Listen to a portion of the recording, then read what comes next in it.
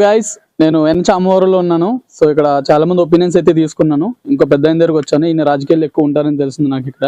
So Ramesh గారిని ఒకసారి అడిగి అసలు ఇక్కడ పబ్లిక్ ఒపీనియన్ ఎలా ఉంది, ఓటింగ్లో ఎవరు గెలిచే అవకాశం ఉంది, కొన్ని క్వశ్చన్స్ అయితే అడుగుతాను, చూద్దాం. సార్, చామవరంలో ఓటింగ్ ఎంత? ఈ పోలింగ్ రోజు ఎంత పడింది, ఎంత పడలేదు? 2000 చిల్లర, 1800 చిల్లర పోలేందండి. రిమైనింగ్ ఎందుకు పడలేదు అంటారు? మామూలుగా ఏమైంది అంటే రాలేదు, ఉండరు, బయటకు వెళ్ళిపోతారు. టైం ఏం కదా, వెళ్ళిపోతుంటారు బయటికి. ఇక్కడ ఎంత వరకు పడిందండి ఓటింగ్ టైమింగ్ రాత్రి 8:30, 9 వరకు అయింది. చామవరంలో మెజారిటీ ఓట్లు ఎవరికి పడే అవకాశం ఉంది? దాడిశెట్టి రాజా గారికా, మన యనమల దివ్య గారికా? వైఎస్ఆర్సీపీ రాజా గారు. నాది ఒక క్వశ్చన్, జగన్ చూసి ఓటేస్తున్నారా, రాజా గారిని చూసి ఓటేస్తున్నారా?